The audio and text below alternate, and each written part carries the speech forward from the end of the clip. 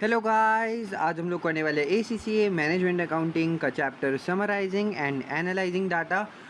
थोड़ा सा बड़ा चैप्टर है, लेकिन ये बात तो है कि ये बड़ा चैप्टर जो है बहुत इजी चैप्टर होने वाला है। कोई इसमें मुश्किल जो है वो नहीं आने वाली है। बहुत बेसिक चीज़ें हैं जो हम लोगों ने पुराने ज़माने में जैसे अपने 8वीं 9वीं 10वीं की मैथ्स में पढ़ी होगी, वैसे टाइप की जो है वो थोड़ी बहुत चीज़ें आएंगी। मीन, वेट, एवरेज, ये सब चीज़ें हैं। तो स्टार्टिंग से बता रहा हूँ, एकदम रिलैक्स होके अच्छे से करना। कोई मुश्किल चैप्टर नहीं है, सारे क्वेश्चन आप अच्छे तरीके से कर लो। ठीक है, फटाफट से स्टार्ट करते हैं।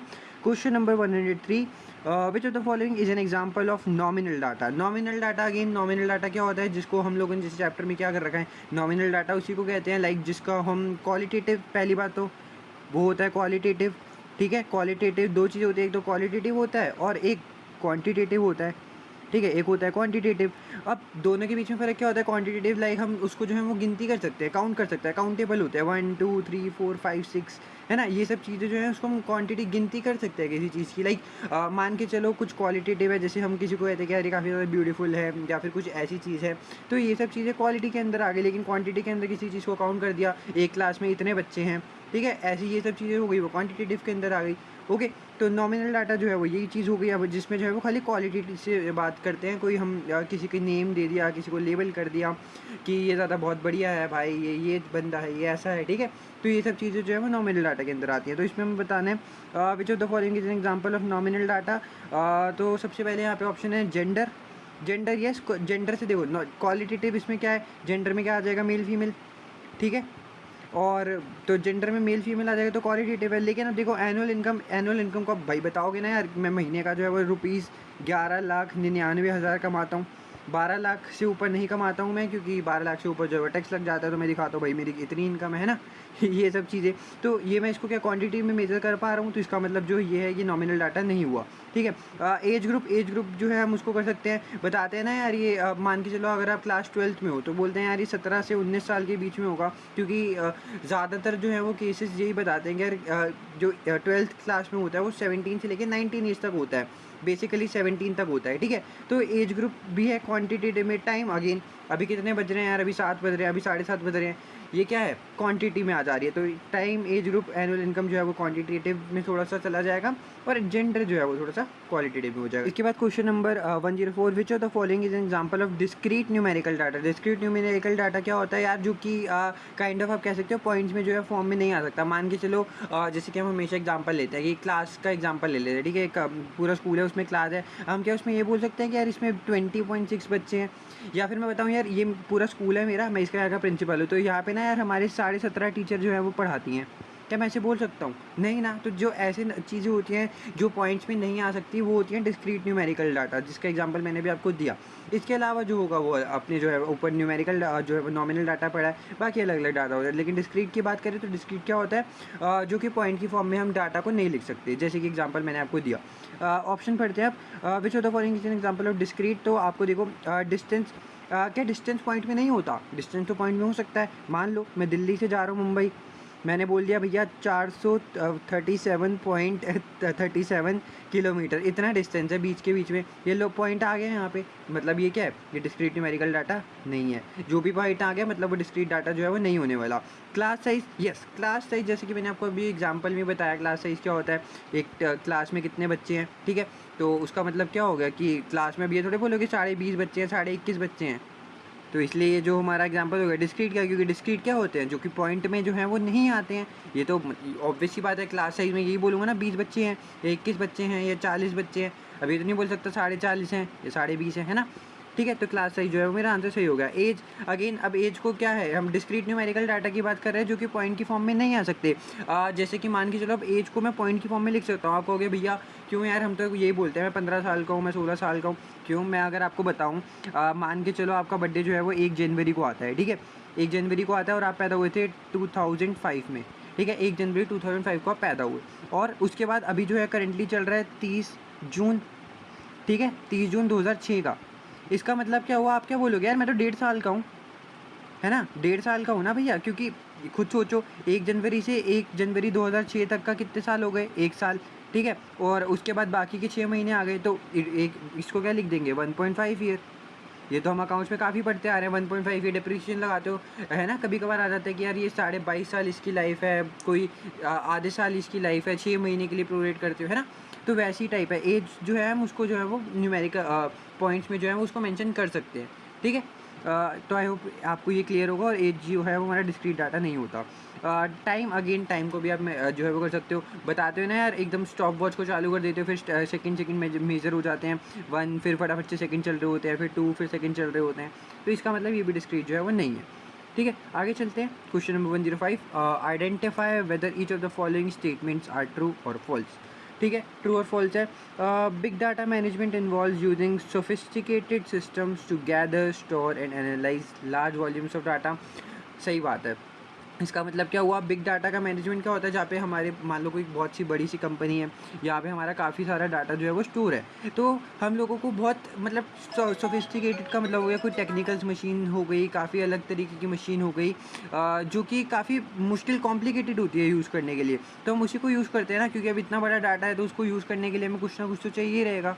ठीक है, तो इसका मतलब क्या हुआ, बिग डाटा में यही सारी चीज़ें होती हैं, सोफिस्टिकेटेड टेक्निकल या फिर कोई कॉम्प्लेक्स मशीनरी यूज़ कर ली, कोई कॉम्प्लेक्स सिस्टम यूज़ कर लिया, क्योंकि इतना सारा डाटा कलेक्ट करना है, गैदर करना है, स्टोर करना है, उसके बाद मैं इसको एनालाइज करूँगा। इतना सारा डाटा कलेक्ट क्यों कर रहा हूँ भैया, तो मेरे को एनालाइज भी तो करना पड़ेगा। तो ये जो है वो ट्रू हो गया।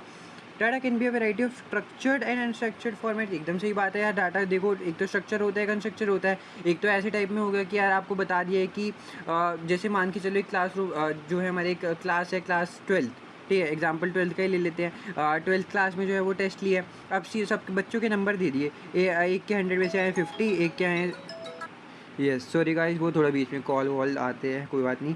तो जैसे मैं आपको बता रहा था कि 12th क्लास के जो है वो स्टूडेंट है, उसमें जो है वो टेस्ट के मार्क्स वार्क्स जो है वो आ गए, ठीक है। अब हमें बता दिया यार 40 किसी बच्चे के हैं, 40 50 100 में से बात हो रही है, ठीक है, 30 60 70, बस मेरे को मार्क्स बता दिया, मैं मार्क्स का क्या करूँ। तो ये हो गया अनस्ट्रक्चर्ड फॉर्मेट, लेकिन मेरे को स्ट्रक्चर्ड करके दे दिया कि लाइक 50 प्लस जो है वो 7 बच्चों के आए हैं, 40 प्लस जो हैं वो 10 बच्चों के आए हैं, 60 प्लस जो हैं वो जो है 5 बच्चों के आए हैं, ऐसे करके मेरे को स्ट्रक्चर्ड में कर दिया। तो डाटा को स्ट्रक्चर या फिर अनस्ट्रक्चर्ड फॉर्मेट में बांट सकते हैं, एकदम सही बात है। तो ये वाली जो स्टेटमेंट है वो भी हो गई क्या, ट्रू, ठीक है। आगे चलते हैं। Big data does not include traditional data from internal sources such as sales history preferences. गलत बात है जी। यहाँ पे कह रहे हैं कि बिग डाटा में वो चीज़ें नहीं आती जो आप पुराने डाटा आपके होते हैं। तो ऐसी बात नहीं होती यार, कुछ पुराने डाटा जो है वो काफ़ी जो है वो रिकवर हो जाते हैं। तो ऐसी कोई बात नहीं है कि जो बड़े डाटा होते हैं वो पुराने डाटा को नहीं उठाता इंटरनल सोर्सेज से। जैसे कोई आपकी पुरानी सेल्स हिस्ट्री है, तो मान लो आप कोई सिस्टम चेंज करा रहे हो, तो आजकल बहुत सारी चीज़ें आ गई हैं कि पुराने फॉर्मेट से आप नए फॉर्मेट में डाल सकते हो, तो इसमें कोई दिक्कत जो है वो नहीं आती। तो ये स्टेटमेंट क्या हो गई, false. Big data does include information from external sources such as website, state publications and social networks. एकदम सही बात है यार, इसमें मतलब सोचने वाली क्या बात है, ये तो आप खुद सोचो। बिग डाटा में, बिग डाटा की एग्जांपल आप ले लो यूट्यूब जहाँ पे हम वीडियो देख रहे हैं, ठीक है। यूट्यूब में क्या होता है, एक्सटर्नल सोर्सेज जो है, जो इन्फॉर्मेशन आती है, जैसे कि कोई वेबसाइट से कोई इन्फॉर्मेशन उठा ली, कोई ट्रेड पब्लिकेशन आ गया, फिर कोई सोशल नेटवर्क से आ गया, इंस्टाग्राम वगैरह, ये सब चीज़ें डाल रहा है, ठीक है। तो ये वाली स्टेटमेंट क्या हुई, ट्रू। आगे चलते हैं। क्वेश्चन नंबर 106, यहाँ पे पूछ रहा है भाई, which two of the following are advantage of big data analysis. ठीक है, अगेन थ्योरेटिकल पार्ट है तो कर लेते हैं ऐसे। यहाँ पे पूछा which two of the following are advantages, तो big data analysis allows companies to gain a variety of insights into customer behaviour. एकदम सही बात है। इसमें बेसिकली कहना क्या चाह रहा है, बिग डाटा का मतलब क्या हो गया कि ज़्यादा से ज़्यादा जो है वो देखो, जैसे हमारा क्या आता है, कुकीज़ करके आता है एक चीज़, ठीक है। तो कुकीज़ का मतलब क्या होता है, जैसे हम ऑनलाइन में देखते हैं कि अलाउ कुकीज़, तो इसका मतलब क्या होता है कि लाइक जो भी आप चीज़ें अपने फ़ोन में देख रहे हो, तो उससे आपको जो है वो फ़ोन को आइडिया मिल जाए कि आप लोगों को क्या चीज़ें पसंद आ रही हैं, तो उसी के बेसिस पे आपको रिकमेंडेशन मिलता है, ठीक है। आप लोग देख रहे हो कि यार आपने ACC की ग्लोबल की वेबसाइट खोली, फिर वहाँ पे आपने थोड़ा बहुत सर्च वर्च करा, फिर उसके बाद आप इंस्टाग्राम चलाना, वहाँ पे आपको ACC की जो है वो ऐड जो है वो देखने को मिल जाएंगी। ऐसे काफ़ी एग्जाम्पल होते हैं। तो बिग डाटा एनालिसिस यही चीज़ें होती हैं कि कंपनी को जो है वो वैरायटी गेन करने में मदद करती हैं कि कस्टमर का बिहेवियर कैसा है। तो एकदम सही बात है। इसके बाद big data analysis can help to more accurately predict customer demand. Yes, एकदम सही बात है। एक बात बताओ, मेरे पास देखो काफ़ी सारा डाटा है, मेरे पास काफ़ी सारा डाटा है, इतना सारा, ठीक है, बहुत सारा डाटा है कस्टमर्स का कि कस्टमर्स को क्या पसंद है क्या नहीं पसंद, कौन सा कस्टमर गर्मियों में क्या चीज़ें खरीदता है, सर्दियों में क्या चीज़ें खरीदता है, ठीक है। तो मेरे पास कस्टमर की पूरी इन्फॉर्मेशन है। तो इसका मतलब यही है कि अब जो भी चीज़ मैं बेचूंगा, जैसे भी बेचूंगा, वो कस्टमर के अकॉर्डिंग बेचूंगा, कि लाइक कस्टमर को जो पसंद है मैं उस हिसाब से बेचूँ। तो ये एक्यूरेटली हम प्रेडिक्ट कर पाते हैं कि कस्टमर की डिमांड कैसी है और उसी के हिसाब से जो है वो हम आगे बढ़ें। तो यस, बिग डाटा एनालिसिस इसमें भी मदद करता है। 2 बतानी थी तो 2 तो यही हो गई, यानी सीओडी नहीं होगी, बाकी पढ़ लेते हैं। Demand forecast based on big data analysis can be in terms of predicted volume demands but not the type of product required. तो बेसिकली यहाँ पर आपको जो है ये इसका डिसएडवांटेज जो है वो बता दिया गया। हमें क्या बताना था यार, एडवांटेज बताना था। यहाँ पे आपको सीधा सीधा डिसएडवांटेज बता दिया गया कि जो डिमांड आप करते हो, जो भी डिमांड का फोरकास्ट करते हो, कि आपके पास ये बिग डाटा एनालिटिक्स है, ठीक है। आप लोगों ने जो एक एनालिसिस करा कि आने वाले टाइम में मेरे को जो है वो 100,000 यूनिट्स प्रोड्यूस करनी है। आपको ये बहुत सारा डाटा पड़ा था, तो आपको लगा कि आने वाले टाइम में 1 लाख यूनिट प्रोड्यूस करनी है, आपने जो है वो प्रिडिक्ट कर दिया। लेकिन ऐसा जो है वो ज़रूरी नहीं होता। तो एकदम ये जो है वो इसका डिसएडवांटेज सा जो है वो बन जाता है कि लाइक आप प्रिडिक्ट कुछ और करते हो इसके बेसिस पे, लेकिन जो है वो एक्चुअल सीन कुछ अलग हो जाता है, ठीक है। तो बाकी the companies can not use the information to understand which products and features are most popular with customers.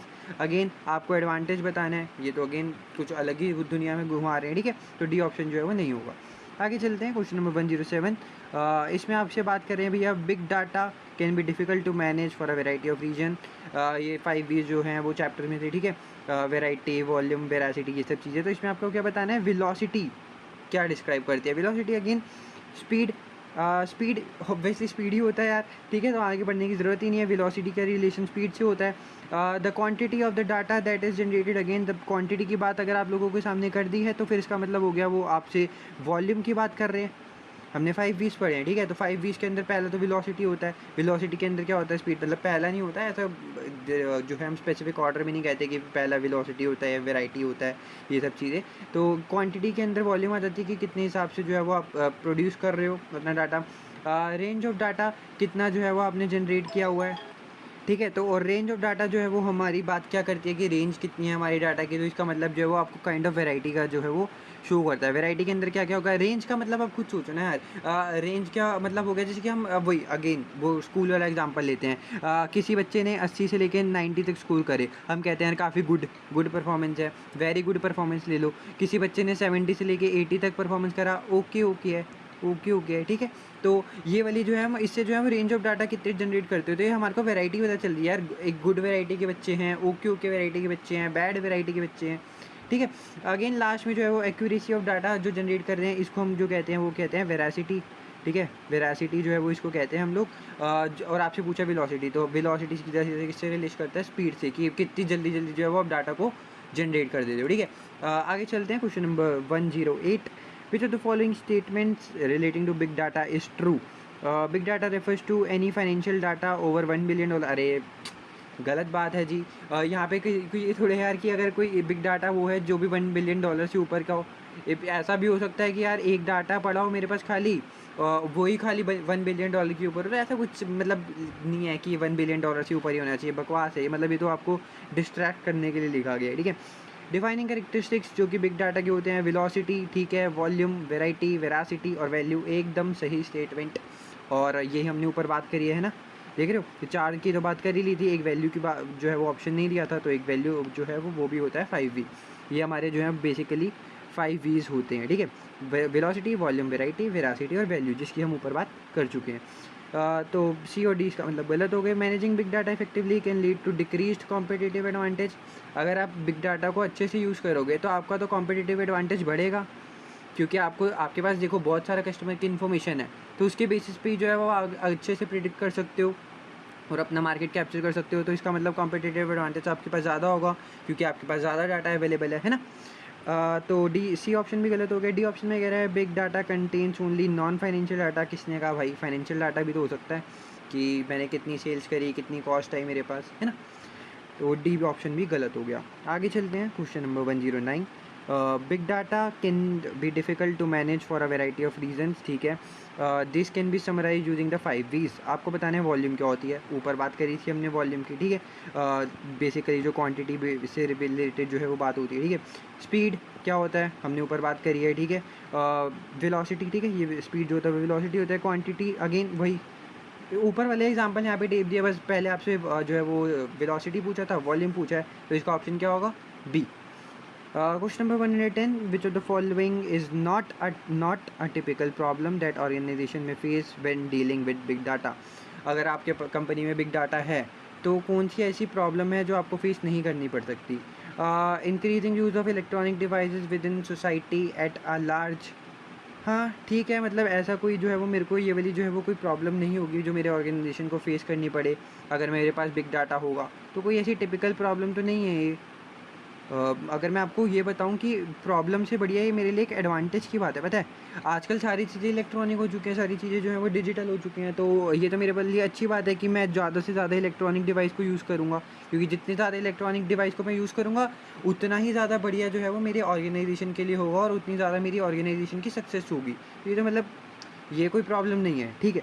A lack of skills in the labour pool relating to the handling of big data. Yes, अगर जो है हमारे labour जो हैं वो big data को जो handle कर रहे हैं, उनके पास स्किल्स में कमी हो, तो येस दिक्कत आएगी, तो ये ऑप्शन नहीं होगा।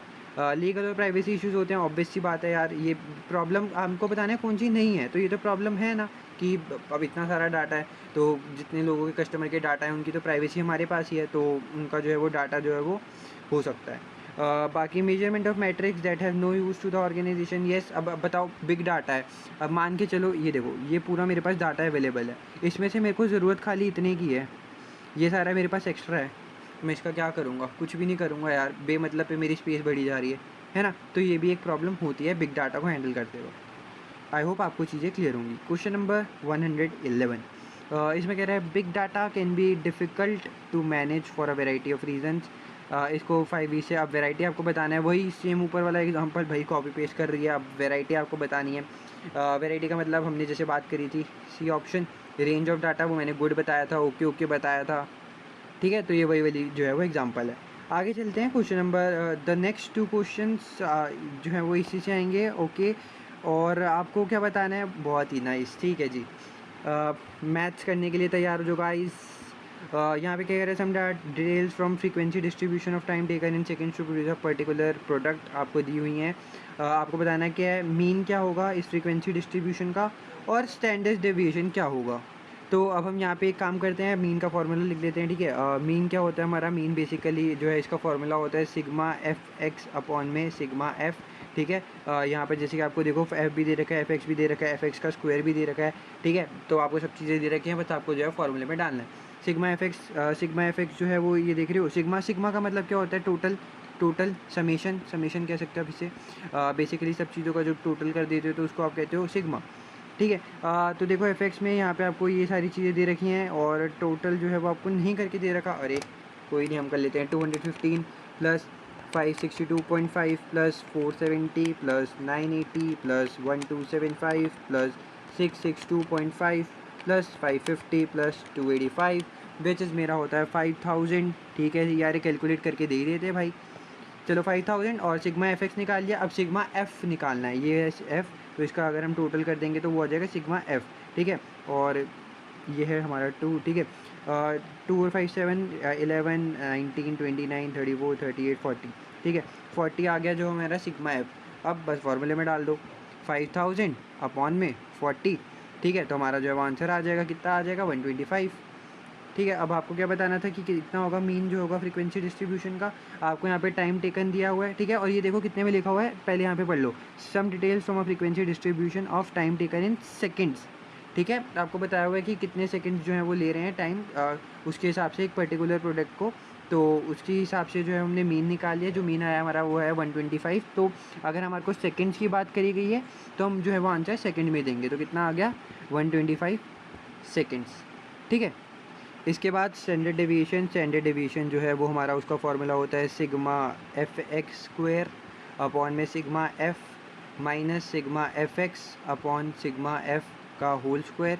इसको हम अंडर रूट में लगा देंगे तो ये जो होगा हमारा स्टैंडर्ड डेविएशन का फार्मूला हो जाएगा। तो अब इसे फटाफट से सॉल्व कर लेते हैं। देखो सिग्मा एफ एक्स स्क्वायर, देखो इसको पहले हमें सॉल्व करना पड़ेगा। देखो ये सारी चीज़ें हमें दे ही रखी हैं, हमें बेसिकली करना क्या है, सिग्मा एफ एक्स का स्क्वायर का इसको टोटल करना है बस यहाँ पर, और जो है जो भी हमारे फार्मूले में जैसे सिग्मा एफ एक्स है इसका टोटल कर लो, सिग्मा एफ है, सिग्मा एफ है, यहाँ पे सिग्मा एफ एक्स स्क्वायर है, तो बस ये सब चीज़ों का जो है वो टोटल करना है और बस हमारा जो है वो आंसर आ जाएगा।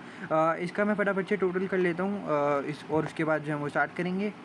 ओके, तो इसका जो है वो टोटल 628250 जो है वो हमारा आ चुका है। बस अभी हमें जो है ज़्यादा कुछ करने की बस ज़रूरत है नहीं है। सिग्मा ये देखो इस सब का टोटल करा तो ये हो गया सिग्मा एफ एक्स स्क्वायर, ये जो है वो सिग्मा एफ एक्स का स्क्वायर आ जाएगा, जो है हम इसका स्क्वायर करेंगे तो ये सिग्मा एफ एक्स है और ये जो है वो सिग्मा एफ है, ठीक है। बस फॉर्मूले में जो है वो आपका आंसर डालना है और आपका जो है वो आंसर आ जाएगा। सिग्मा एफ एक्स स्क्वायर क्या था हमारा जो भी हमने निकाला है, वो था 628,250 और फिर सिग्मा एफ जो था वो हमारा था 40, ठीक है। सिग्मा एफ जो था 40 था, माइनस करेंगे हम इसमें से सिग्मा एफ एक्स जो था वो हमारा था 5000, तो 5000 लिख देते हैं। 5000 अपॉन में सिग्मा एफ कितना था हमारा अगेन 40, ठीक है। अब इसका जो है वो होल स्क्वायर है, ये बात याद रखनी है हमें, और ये पूरे पे जो है वो रूट है, ठीक है। बस अब कुछ भी नहीं करना है, इसको सॉल्व कर देना है। फटाफट से कैलकुलेटर निकालते हैं। 628,250 अपॉन में 40 विच इज़ हमारा होता है 15706.25, ठीक है। इसमें से माइनस करेंगे इसका होल स्क्वायर। पहले देखो 5000 अपॉन में 40 करेंगे तो ये आ जाएगा हमारा 4 1 ज़ा 2 ज़ा 25, तो 125 का जो है वो होल स्क्वायर कर देंगे। 125 इंटू 125 विच इज़ होता है 15625, ठीक है। ये हो गया रूट पे। तो अब इसको अगर हमें रूट को सॉल्व करना है तो पहले इन दोनों को माइनस कर लेते हैं।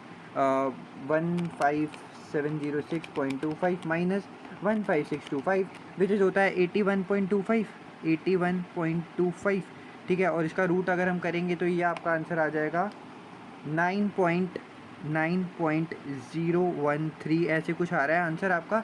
तो हमें जो है वो कितने प्लेस तक हमें पूछा है कि यहाँ पे कोई प्लेस नहीं पूछा, तो बस आप जो है वो 9.01 तक, 2 प्लेस तक ज़्यादा से ज़्यादा रहने दो और 9.01 जो है वो आंसर लिख दो, 9.01। ओके, तो हमारा जो है वो आंसर आ गया स्टैंडर्ड डेविएशन का। कोई घबराने की बात नहीं है, बस जो है वो हमें चीज़ें दे रखी थी, बस हमने जो है वो थोड़ी बहुत कैलकुलेशन करी है, ठीक है। आगे चलते हैं। Question number 114, the mean weight of 10 parcel is 20 kg, ठीक है। और इंडिविजुअल वेट्स आपको दिए हैं किलोग्राम में, इतने दे रखे हैं, what is the value of, ओहो ये इतना आसान क्वेश्चन। अरे देखो, इसमें आपको कुछ भी नहीं करना, टोटल आपको देखो कितने नंबर दे रखे हैं, 10 पार्सल दे रखे हैं और उनका जो है वो वैल्यू है वो 10 है। बेसिकली हम मीन में क्या करते हैं, सबका टोटल करते हैं, जितने जो है वो टोटल होते हैं और जो है वो उसका आंसर आ जाता है मीन, ठीक है। वैसे ही बेसिकली एवरेज टाइप का हो गया, ठीक है। तो देखो 10 पार्सल है हमारे पास, इन सब का जो है वो टोटल कर लो पहले। टोटल करने के लिए हमारे को क्या करना पड़ेगा, 15 plus x plus 22 plus 14 plus 21 ऐसे ऐसे करते रहना जितनी ये वैल्यूज़ हैं। तो इसको अगर हम टोटल करेंगे तो 15, देखो यहीं पे लिख देता हूँ मैं आपको साथ में, ताकि जो है वो अच्छे तरीके से समझ में आ जाए, और थोड़ा सा छोटा लिखेंगे ताकि यहाँ पे जो है वो कवर हो जाए। 15 plus x plus 22 plus 14 plus 21 plus 15 plus 20 x 18 और 27, ठीक है। ये जो है वो टोटल 10 पार्सल्स हैं, तो अपॉन में हम कर देंगे 10। ये बेसिकली हम कर क्या रहे हैं, ये हम जो है वो मीन निकाल रहे हैं। मीन का मतलब काइंड ऑफ आप कह सकते हो एवरेज टाइप जो है वो हो रही है, ठीक है। सॉरी, यहाँ पे क्या था हमारा लास्ट में, 18 के बाद 27, ठीक है, प्लस 27 और ये टोटल जो है वो 10 है और इनके वैल्यू क्या है हमारी 20, ठीक है, वो है 20 इसका आंसर।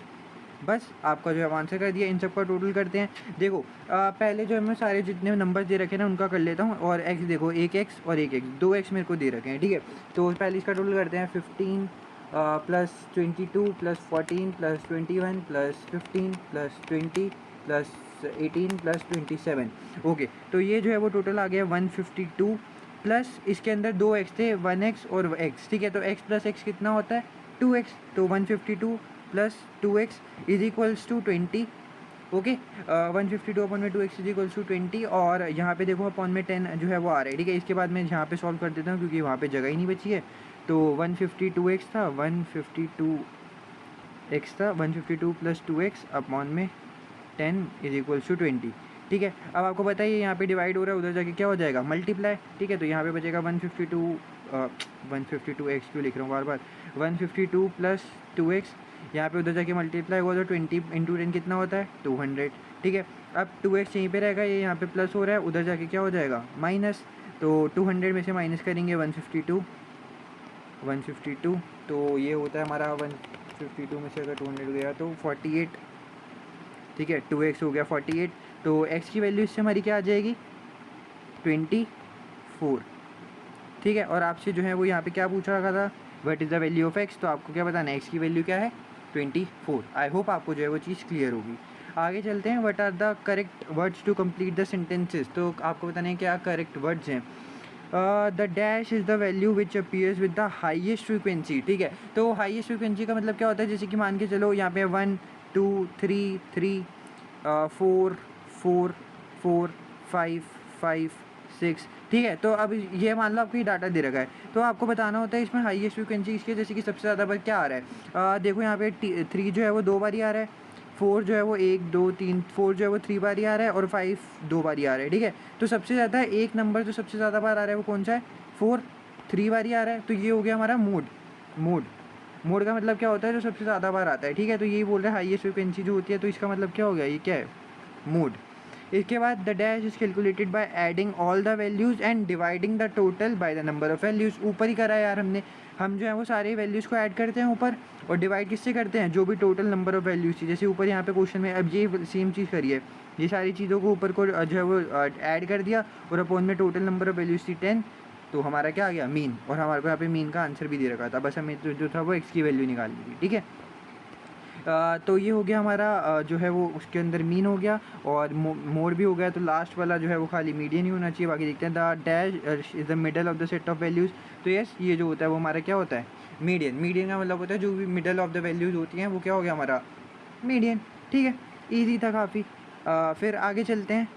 इसके बाद क्वेश्चन नंबर 116, ये क्या कह रहा है भैया, क्या बताना है आपको, स्टैंडर्ड डेविएशन निकालनी है डाटा से। फ्रीक्वेंसी आपको दे रखी है, नंबर ऑफ़ ऑर्डर्स जो हैं वो भी आपको दे रखे हैं। तो ये जो होगा वो हमारा होगा एफ़, ठीक है। और नंबर ऑफ़ ऑर्डर्स को क्या होता है, एक्स मान लेते हैं, ठीक है। आपको पता है हमने जो है वो स्टैंडर्ड डेविएशन का जो फार्मूला ऊपर कर ही रखा था, जो हमने लिखा था वापस से लिख लेते हैं, काम करते हैं। फार्मूला क्या होता है, रूट में sigma F X square upon में sigma F minus sigma F X upon में सिग्मा एफ का होल स्क्वायर, ठीक है। अब देखो यहाँ पे ऊपर वाला जो हमारे को डाटा मिला था उसमें तो सारी चीज़ें दे रखी थी, यहाँ पे आपको जो है वो कैलकुलेट भी करना पड़ेगा। तो एक काम करते हैं, यहाँ पे जो मैं जो एफ एक्स और एफ एक्स स्क्वायर वगैरह ये सब चीज़ें मैं यहीं पे निकाल लेता हूँ। बाकी जो है वो सॉल्व जो है अपना दूसरी प्लेन शीट पर कर लेंगे। तो एफ एक्स, ठीक है, वो यहाँ पर लिख लेंगे, और एफ एक्स स्क्वायर जो है वो यहाँ पे लिख लेंगे, ठीक है। एफ एक्स का मतलब क्या हो गया, इन दोनों को मल्टीप्लाई करोगे आप तो एफ एक्स आ जाएगा, ये एफ है और ये एक्स है, इन दोनों को मल्टीप्लाई करोगे तो एफ एक्स हो जाएगा 1 इंटू 3 3, ठीक है। 2 इंटू 5 10, 3 इंटू 10 30, 4 इंटू 14 जो होता है वो हमारा होता है 56, और 5 इंटू 8 कितना होता है हमारा 40। और इसको मुझे शायद से थोड़ा सा छोटा सा लिखना पड़ेगा, तो उसको मैं वापस से लिख लेता हूँ। ओके गाइस, तो मैंने यहीं पे जो है वो पूरा टेबल सा बना दिया है। यहाँ पे जो है वो F x x square F x और एफ एक्स स्क्वायर का, ठीक है। वहाँ पे जो है वो अच्छे से चल नहीं रहा, और ये जिससे जो मैं लिख रहा हूँ ना पेन से, तो वो भी अच्छे से वर्क नहीं कर रहा है, तो इसलिए थोड़ी सी लिखने में दिक्कत आ रही है, थोड़ा सा एडजस्ट कर लेना, ठीक है। बाकी देखो ये पूरा टेबल बना दिया। यहाँ पे देखो आपको खाली ये जो था वो एफ़ दे रखा था, ये जो था वो एक्स दे रखा था, ठीक है। तो मैंने क्या किया यहाँ पे, पहली बात तो एफ एक्स आपको दे रखा था, मैंने एक्स स्क्वायर निकाल लिया। एक्स स्क्वायर मैंने क्यों निकाला, ताकि मैं ये एफ एक्स स्क्वायर निकाल पाऊँ। आपको पता है एफ एक्स स्क्वायर का मतलब क्या होता है, ये जो एफ होता है और ये एक्स स्क्वायर होता है, इन दोनों को अगर मैं मल्टीप्लाई करता हूँ तो मेरा क्या आता है, एफ एक्स स्क्वायर, ठीक है। तो 1 इंटू 1 ऐसे जो है वो मैंने एक करके निकाला है एफ एक्स स्क्वायर। और यहाँ पर जो है वो मेरी फ्रीक्वेंसी, एक सेकेंड, तो हुआ क्या था, वो मैंने एक्स और एफ़ को जरा सा अलग सा लिख दिया था, बट कोई बात नहीं। देखो ये रहा मेरा एफ़ और ये रहा मेरा जो है वो एक्स, ठीक है। और ये है मेरा एफ एक्स स्क्वायर। तो मैंने एफ एक्स स्क्वायर को ऐसे मल्टीप्लाई करा, 3 इंटू 1 3, 5 इंटू 4 20, 10 इंटू 9 90 ऐसे, ठीक है। तो एफ एक्स स्क्वायर आ गया। एफ एक्स के लिए एफ इंटू एक्स करा तो एफ एक्स आ गया, ठीक है। ये रहा मेरा एफ एक्स। अब इसको जो है वो टोटल करना होता है, टोटल जो है वो भी मैंने यहाँ पे ऑलरेडी जो है वो कर चुका हूँ मैं। फ्रीक्वेंसी का सबसे पहली बार टोटल जो है वो आ रहा है यहाँ पे, एक सेकेंड, 40, ठीक है। एक्चुअली में पेन पता नहीं क्यों नहीं चल रहा है, ठीक है। एफ एक्स का, और फिर एफ एक्स का जो है वो टोटल आ रहा है वो है 139। और मेरे को जो है वो मेन जिस चीज़ का चाहिए, एक्स स्क्वायर का मेरे को टोटल चाहिए नहीं, तो मैं इसका क्यों करूँ, ठीक है। क्योंकि फॉर्मूले में कहीं पे भी एक्स स्क्वायर की कोई बात नहीं होती, और एफ एक्स स्क्वायर कितना आ रहा है 537, ठीक है। अब ये फार्मूला हम लोगों को पता है, इस फार्मूले में जो है सारी वैल्यू डालनी है। Root sigma F X square, sigma F X square का मतलब ये 537 अपॉन में हम लिखेंगे सिग्मा एफ़ कितना था हमारा 40, ठीक है। सिग्मा एफ़ जो है वो हमारा है 40, माइनस करेंगे हम लोग इसमें से sigma F X upon sigma F, ठीक है। सिग्मा एफ एक्स कितना है हमारा 139 अपॉन में सिग्मा एफ 40 अगेन, तो 139 अपॉन में 40, 139 अपॉन में 40 का होल स्क्वायर, ठीक है। अब इसे जो है वो सॉल्व करेंगे, 537 अपॉन में 40 विच इज़ आपका होता है 13.425 पॉइंट है यहाँ पे, ठीक है। माइनस 139 अपॉन में 40 का होल स्क्वायर, 139 अपॉन 40 सॉल्व करेंगे और इसका स्क्वायर कर देंगे, 3.475 तो ये मेरा आ रहा है 12.07। बस इतना ही लिख देता हूँ मैं, इसको जो है काम करता हूँ 5, इतना इतना रहने देते, ठीक है। इसको रूट कर देंगे। अब इसमें से माइनस करेंगे 13.425, तो ये मेरा आंसर आएगा रूट में कुछ आ रहा है 1.349 करके, 1.349375, इतना बड़ा सा जो है वो वैल्यू आ रही है। इसको मैं रूट कर दूंगा, तो ये वाला जो है वो मेरा आंसर बन जाएगा 1.16 ऐसे जो है वो मेरा आंसर आ रहा है। तो मैं जो है वो 2 डेसिमल प्लेस तक के आगे ले जाना पसंद करूँगा, तो 1.16 is my answer. Standard deviation मेरा आ गया 1.16, ठीक है। आगे चलते हैं। 3 question are based on the following data. Sample of 12 packets जो हैं वो आपको दे रखे हैं क्रिस्प के, जो कि टेकन किए गए हैं एक बॉक्स से। आपको क्या बताना है, फॉलोइंग वेट दे रखे हैं। मीन क्या निकालना है, मीन निकालने के लिए क्या करना होगा, सबको प्लस करो, अपॉन में 12 कर दो, ठीक है। तो वो हमारा जो है वो मीन आ जाएगा। तो इसको हम फटाफट से प्लस कर लें, तो हम लोगों जो है वो इसका आंसर क्या आ जाएगा। ओके, तो मैंने जो है वो इन सबको जो है वो टोटल करा, ठीक है, अपॉन में कर दिया 12, तो मेरा आंसर आ रहा है 504.58, और या फिर इसको अगर हम राउंड ऑफ करके लिखे तो 504.6। अगेन अब ये वाला जो है वो थोड़ा सा मुश्किल ऐसे हो सकता है कि यार आपको लगे 504 प्लस 506 501 501 सबको प्लस करो, फिर अपॉन में 12 करो, किसी किसी को जो है वो मुश्किल लग सकता है। तो इसके लिए एक और तरीका जो है वो भी हो सकता है, जो अगर आपको इसको हटा के दूसरा तरीका जो है वो बताऊँ, आपको जो ईजी लगे यार वो कर लेना, ठीक है। देखो अब यहाँ पे जो अगर मैं वैल्यूज़ को देखूँ तो मेरे को एक चीज़ जो है वो कॉमन दिख रही है, देख रहे हो, सब जो है वो आसपास 500 के आसपास की नंबर है ना। तो मैं इसमें क्या कर सकता हूँ, 500 को कॉमन ले सकता हूँ। अगर मैंने 500 को कॉमन ले लिया तो कैसे होगा, 500 को कॉमन लिया ब्रैकेट में, तो अंदर कितना बच रहा है, यहाँ पे देखो 500 को हटा देना, 504 है। अगर मैंने 500 कॉमन ले लिया तो अंदर कितना बचा, 4, ठीक है। और इधर कितना बचा, 506 है, तो क्या बचा 6, 1 में 1, ऐसे ही, ठीक है। तो ऐसे जो है आपको सबको लिखते जाना है। तो अगर मैं इसको अच्छे से लिखूँ तो यहाँ पे क्या आएगा, ओके। तो यहाँ पे मैंने 500 को देखो कॉमन ले लिया, फिर प्लस में जितने भी कॉमन वर्ड्स हैं देखो, जैसे कि 4 6 1 5 7, ये सारे जो है वो कॉमन वर्ड्स आ गए, क्योंकि अगर मैंने 500 को कॉमन लिया तो बाकी जितने बचे वो अंदर आएंगे। तो मैं ऐसा कर सकता हूँ, 500 को कॉमन लिया, फिर बाकी जितने बचे वो देखिए अपॉन में 12 कर दिया। अब इन सब का जो है मैं अगर टोटल करूँगा तो वो बनता है 55, अपॉन में 12 तो रहेगा ही। और फिर इसको सॉल्व करेंगे, पहले 55 अपॉन में 12 को सॉल्व कर लो, 55 अपॉन में 12 ये होता है आपका 4.58, अगेन वही, और 4.58 क्या आ गया ये, और साथ में आपको प्लस क्या करना था 500, क्योंकि वो आपने कॉमन लिया था। तो 500 और 4 जो है 4.58 कितना बन गया, 504.58, या फिर अगर राउंड ऑफ करोगे तो 504.6, ठीक है। सेम बात है, अब देख लो आपको जैसे कैलकुलेशन आसान लगे आप वैसा जो है वो कर सकते हो। मेरे ख्याल से अगर आप सबको प्लस कर सकते हो तो सबको प्लस कर लो, कोई दिक्कत की बात नहीं है। क्या कॉमन लोगे, क्या करोगे, बाकी आपके ऊपर डिपेंड करता है, ठीक है। इसके बाद जो है आपको बताना है मीडियन वेट क्या होगा। तो यहाँ पर देखो आपको जो है वो सारी चीज़ें यहाँ पे दे रखी हैं ये। यहाँ पर आपको सारे, पहले बात तो मीडियन निकालने के लिए आपको एक काम करना पड़ता है जो कि सबसे इम्पोर्टेंट होता है।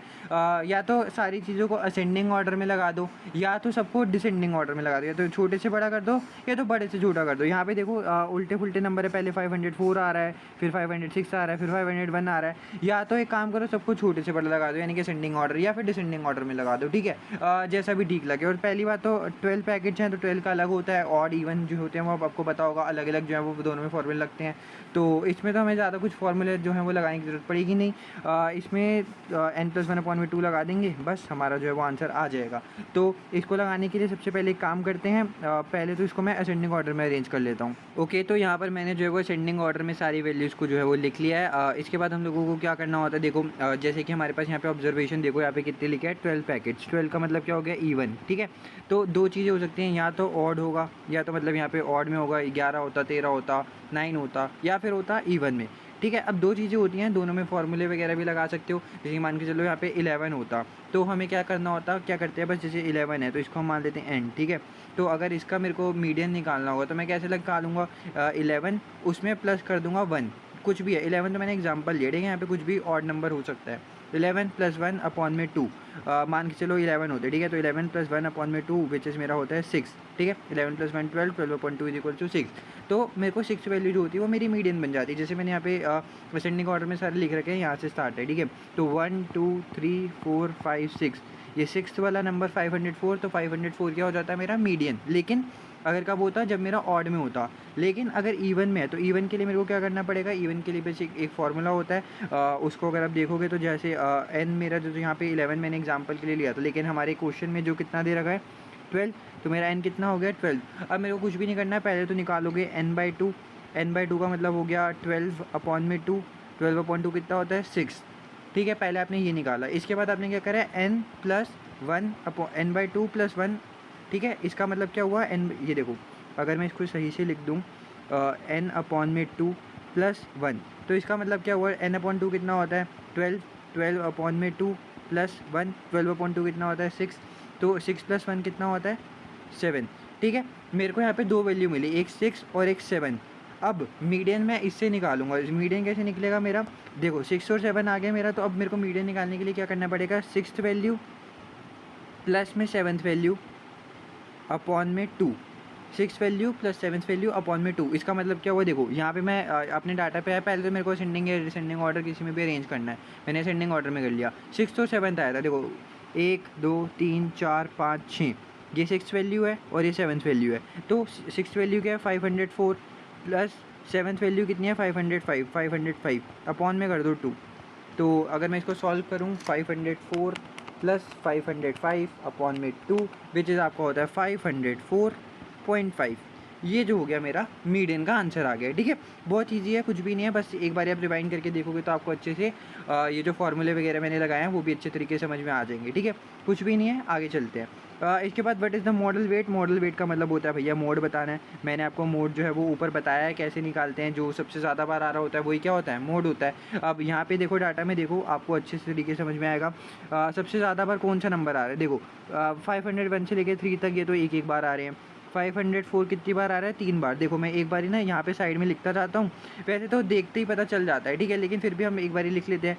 504 जो है वो मेरा आ रहा है, ये देखो 1 2 3 3 बारी, और 505 1 2, 505 जो है वो कितनी बार आ रहा है 2 बार, 506 भी 2 बार, और 7 और 8 एक एक बार। तो यानी सबसे ज़्यादा क्या आ रहा है 504 जो कि है 3 बारी। तो इसका मतलब मेरा मोड क्या हो गया 504, और 504 ए ऑप्शन मेरा करेक्ट हो गया। ठीक है, आई होप आपको ये सारी चीज़ें जो है वो अच्छे से क्लियर हो रही हैं। क्वेश्चन नंबर 120 यहाँ पे आपको बता रखा है सी डी जो है वो एक रेस ट्रैक को रन करता है। फॉलोइंग नंबर्स आपको सेकंड्स में दे रखे हैं जो कि शो कर रहे हैं लैप टाइम 40 ड्राइवर्स की। ठीक है, लैप का मतलब बेसिकली एक पॉइंट आता है, यहाँ से रेस स्टार्ट हो रही है, यहाँ पे लैप आया, एक पॉइंट कंप्लीट, फिर एक और लैप आई, दूसरा पॉइंट कंप्लीट। ठीक है, ऐसे लैप जो है वो आ रखे हैं। ये आपको बता रखा है कि कितने लैप टाइम्स जो है वो कितने लैप में 40 ड्राइवर के बीच में डाटा दे रखा है, तो वो कितने टाइम में जो है वो एक लैप को कंप्लीट कर लेते हैं। ठीक है, और आपको क्या बताना है, सी डी विशेष टू ग्रुप द डाटा। ये जो पूरा डाटा है इसको एक क्लास में ग्रुप करने का देख रहे हैं। एनालिसिस ने ऐसा स्टार्ट किया है कि सम फिगर्स जो हैं वो मिसिंग है, आपको जो मिसिंग फिगर्स हैं उसको ढूंढना है। ये देख सकते हो यहाँ पे आपको टाइम दे रखा है।